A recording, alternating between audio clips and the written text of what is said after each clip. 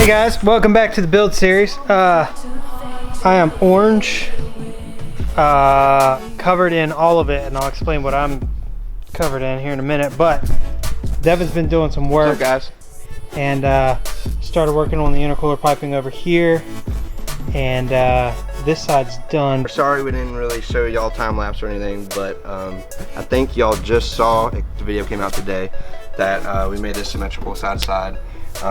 This got shaved because underneath we've got bridges, kind of like a 2J, you know, 2J is up here and up here.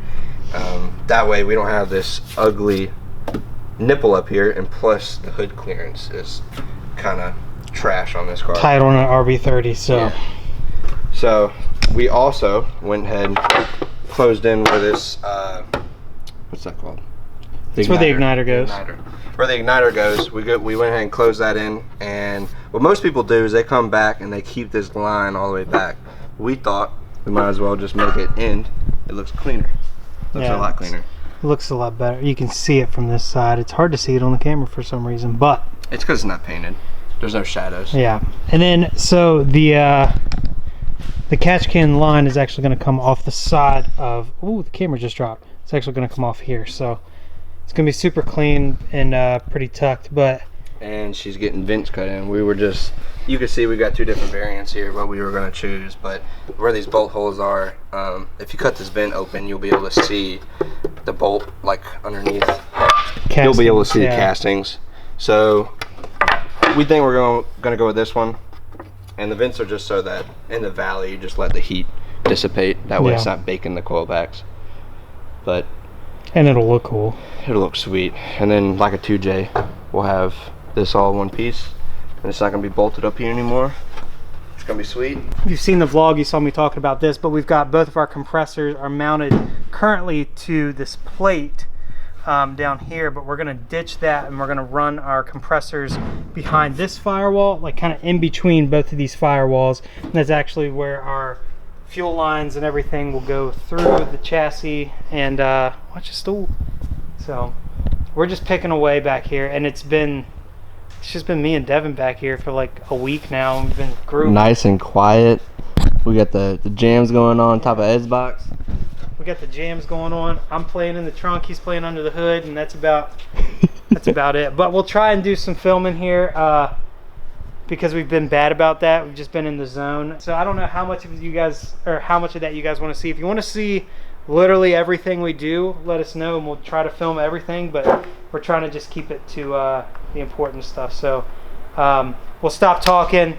We've kind of caught you up now, and we'll get back to work. So all right, guys, remember how I said we were gonna film more doing doing this stuff? Guys, I don't pardon me, allergies. It's not COVID, it's allergies. But yeah, remember how I said we were gonna be better about filming for the build series? Well, we failed. Let's get them caught up again because we're so bad at this. Intercooler piping is all done. Goes from 4 to 3.5 down here. It's looking sick. All the intercooler piping is done. We still have to. Oh, look what I noticed. My tape gave out. It fell out. It's sad, Devin. It's a sad day, T-Rexy. We've got Ice Engine Works. They sent us over this really cool. It's basically an adult Lego kit, but it's made for making headers. There's got arrows here too. This obviously can spin, so you can get your radiuses and everything, and it all clicks into the header, so we can build a header without having to waste a bunch of material and time. So it's such a super cool kit. It's insane. Got camera fell. We've got the sub box built. There's still a couple little things that I need to do to that. And then I went and routed in to the floorboard here for our new performance swirl pot. And I've got our Frenchie's top hat viewer plate that's going to go in here. And then the amp box is here. It's nice and flush mounted. The back wall has been mounted. and then the floor is mounted, but I still have to make the grooves in here, and I need to get on the I need to get some material for that. So what's going to happen here in the center of the floor where this triangle is, this is going to be kind of a billet piece that I'm going to machine out on the table over there, and then, you know, same thing here, triangle, triangle, and then this piece right here is going to be removable to get to your batteries and get all that charged up. On this back wall, we've got a ton of nuke stuff here. So look at that, guys. Like, that's a huge fuel filter. Did you see this thing? Dan, why'd you bring this into work, man? Dude, I'm telling you, it's massive. That's what she said. Yeah, it is. Chris and I spent a little bit of time yesterday going over our fuel system and how all that's going to work. It's a lot, and because obviously with the swirl pot, and then we've got a Frenchie's top hat that's going to be replacing our factory top hat that has dual AN out. Today, first thing I'm going to start doing is back here in our factory shelf here, I'm actually going to be mounting the compressors for the air system. So I'm going to be mounting them behind that wall. We've got some Dynamat in a box over here, and we got quite a lot of it. You're about to start playing with some Legos, huh? Yes, I am. So just walk me through kind of your process of how you're going to start doing this. Okay, so right here, let me put it back right here. I've got my firing order. Just so you don't forget it. Just so I don't forget it. And what I'm gonna try to do is make it to where it fires in a circle. That way when it comes in, it's smooth. It's not really like fighting it, because like, say you've got number 1 coming in here, 5 down here, you know, 3, 6, 2, 4, it'll be choppy, and it's gonna fight itself going through the tube. It's not gonna be perfectly, you know, it's not going to be the right airflow. Yeah. I'm going to bring cylinder number 1 down here, simply because, I mean, I could easily just come up to the top one, but I don't want you to be able to stand in front of the car and watch and be like, oh, number 1 goes here. I want number 1 to disappear. I want all of these to disappear, and I want them to emerge from nowhere, from the abyss, and you're not going to be able to track it with your eyes, and I think that's what's going to look the best. Cool. So I'm going to have to come over here, figure out which one of these is going to be our radius of what we have in my 2 boxes over there. Let me go grab that actually. So I mean, oh my god, look at how perfect. Look at that. That's beautiful.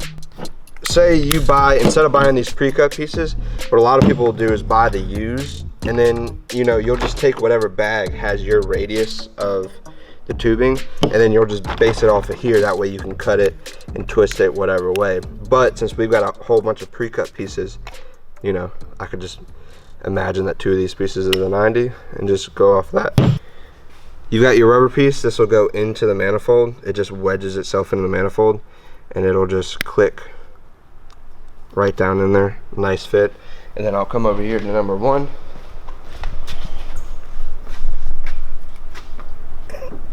She's a tight fit.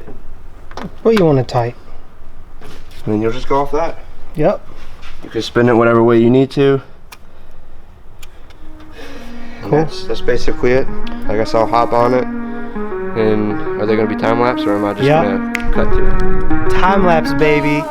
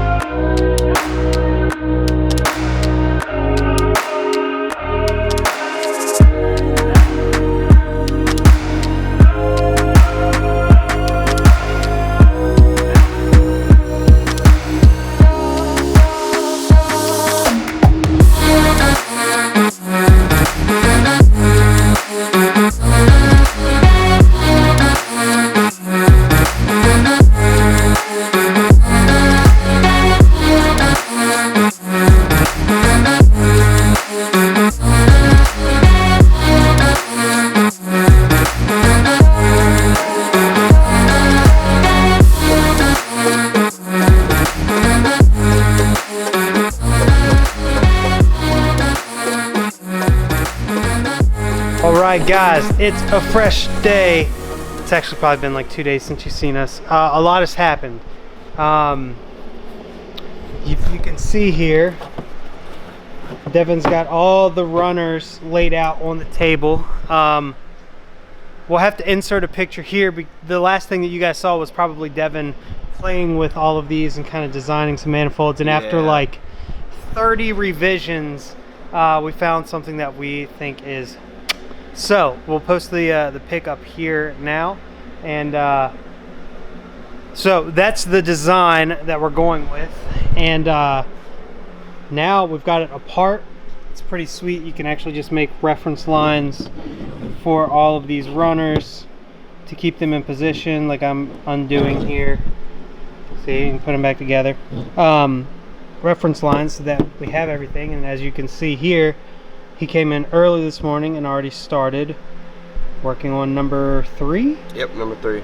Because number 3 is right in the middle of all of them, and they all snake around number 3. So I was like, I'll go ahead and knock out number 3, and then go from there. But it's a pretty sweet process. Huge shout out to Ice Engine Works. This is an amazing kit. It would have been a much longer process, a more costly process for sure. I mean, realistically, it was like 2 days? Yeah, I probably had about 2 days of messing with the design, and then I'll probably have another 2 days of making the manifold. But granted, this manifold is extreme. I could have gone with my first design within the first hour of putting the kit together, and it would have been fine. But that's just because this is going to be a Sema car, and we want everything to be extra. So I made a little cheat sheet. What I did was I went in here and I wrote down everything I have in here, and just as a basis, we've got our 1-inch piece, we've got our 1 1/4, and it does tell you on there, it's hard to see. So these are 2 45 degrees, and I just basically started off with a short radius 90. So I started off with a short radius 90, and I've got long radius 90s, and I've got straights. So for these 45s, I made 45s, and then I just came in here, wrote down everything I need. I pulled everything out, and then I just started like this. I took it apart, set it like that, made this section first, then I added on the 1 inch, then a 45, 1.5 inch, a 90, 2 inches, 90, 90, a 60 degree, an inch, and then a 30 degree. I basically just kept stacking them up, stacking them up, making sure they lined up. And then once it got to the point to where I was coming up here, I lined it up like this, and then I just eyeballed it. I'm probably gonna have to go back and break a couple of these tacks apart and just tweak it a little bit, because I can't think of a better way other than eyeballing it at the moment. I'm sure that they have a better way, a better recommended way, but I'm just eyeballing it right now, because we didn't have the best way of putting it in our collector. Our collector is much different than everybody else's that use this kit. So we're winging it. This is our first time using this kit. Using this kit. But I mean, you've knocked this out in what, an hour? Yeah, about an hour. I mean, that's not bad. Considering, like, normally this, if you were making this out of stainless, like, you'd be wasting so much material. It would take so much longer to actually go through and build all this, especially with a grand manifold like this was. Something, like y'all saw the picture, it's crazy. It's something as ridiculous as this. So I'm gonna set you guys up to watch him in a minute, but I'm gonna get my computer pulled up and show you guys what I've been working on the last day and a half or so. This is what I've been working on. You can see here it's just some CAD stuff, but I've been through about 30 different redesigns. Let me pull up this one first. So this is simply just a handle for the trunk piece right here to be able to pull this out. So that's a handle for that. Then we've got our support for the floor here, this big Y, where we have this, and then a center section to kind of bolt all 3 of those plates together. And lastly, just a bulkhead for our AN lines. I can zoom in on this and kind of scroll around it a little bit, but we're actually considering making these, come on, work for me, there we go. Actually considering making these AN bulkheads for production, because there's nothing like that, and there's been several times building these cars where it'd be nice to have like a nice billet bulkhead rather than just like drilling a hole through a car, and then it looks sloppy. That way we would have a nice bulkhead for everything to bolt into. This is for 3 8AN lines. We can make them for 10. We can make them for 2, 4, 10, however many lines you need. So if you guys are interested in that, shoot us over an email or comment down below, and we'll get them going. But send all that stuff off to Kowalski. They're actually going to be using their CNC to make that. We're not going to use ours. This is a little bit more than our machine can do. So I'm just going to keep working in the trunk. There's a lot of little things that I need to get done today. Tomorrow I should have a lot of stuff come in, so we'll talk about that. A lot of new performance parts, and then I'm going to have to do some more CAD design, but get that all laid out. And